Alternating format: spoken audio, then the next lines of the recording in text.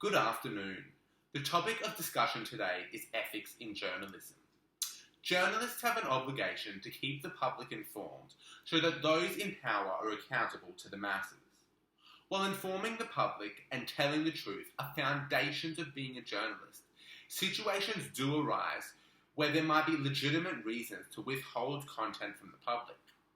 The issue of publishing content versus keeping it private is one that has been in the media a lot lately, with the recent Barnaby Joyce baby scandal and also the Rebel Wilson defamation case, among some other high-profile stories.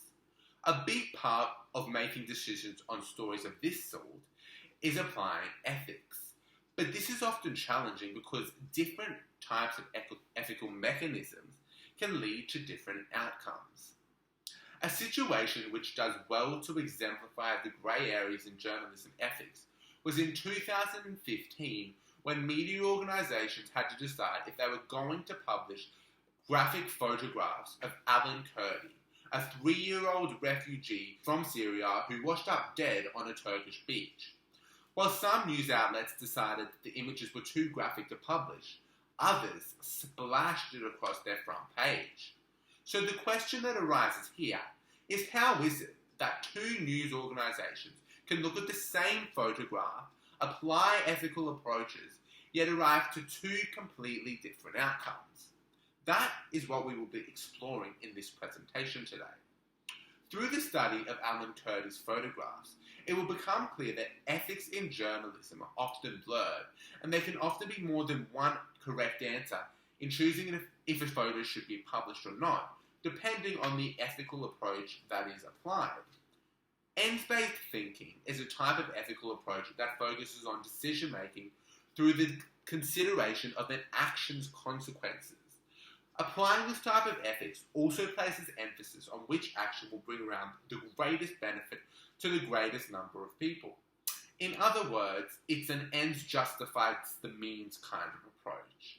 So after months of disagreement and inaction from European governments in dealing with a mass refugee crisis which caused thousands of deaths at sea, this approach here acted as a justification for a number of news organisations in publishing the pictures of Kurdi.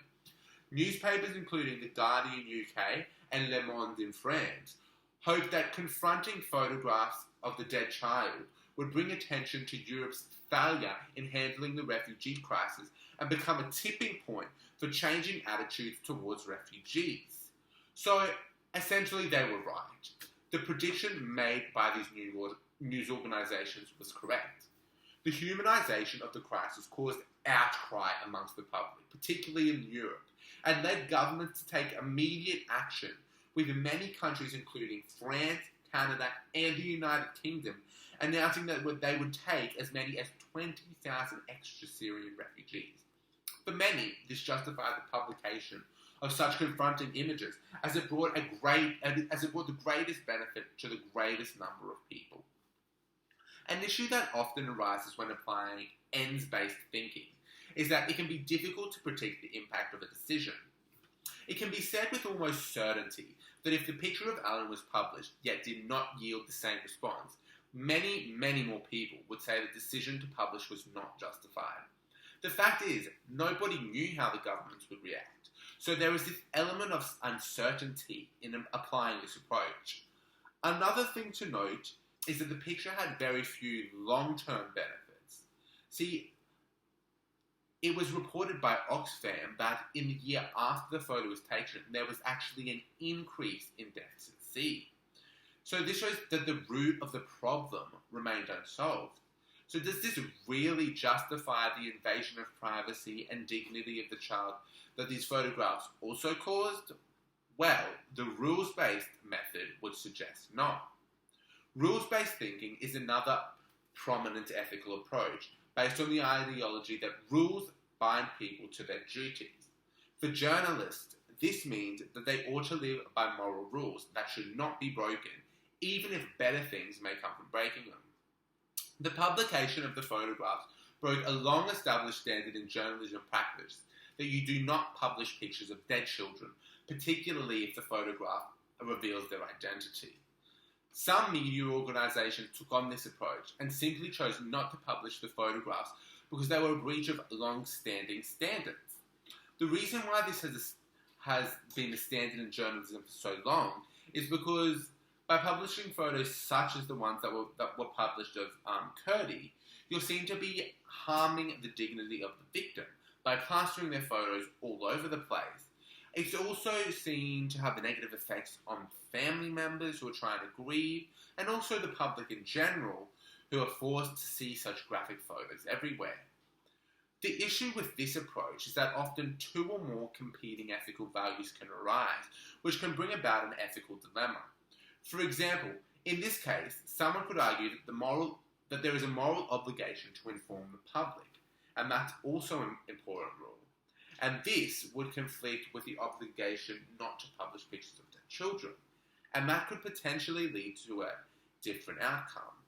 So to summarise today, it's now clear that ethics in journalism can often be a grey area. Both the rules-based and ends-based approaches to ethics present valid points, but they often lead to contradictory outcomes. In these photos, the ends-based approach justified publication because of the positive impact in bringing light to the issue of refugees, whilst the rules-based approach would see publishing of photos such as this as morally wrong and would seek to keep them out of the public domain. Which of these views is correct, you may ask? Well, the answer is both of them. In a situation like this one, different ethical systems present valid points, and it would be up to the individual journalist to balance all aspects of the story and come to a decision based on their own discretion. This, ladies and gentlemen, is an example of the way in which journalism ethics can be so ambiguous.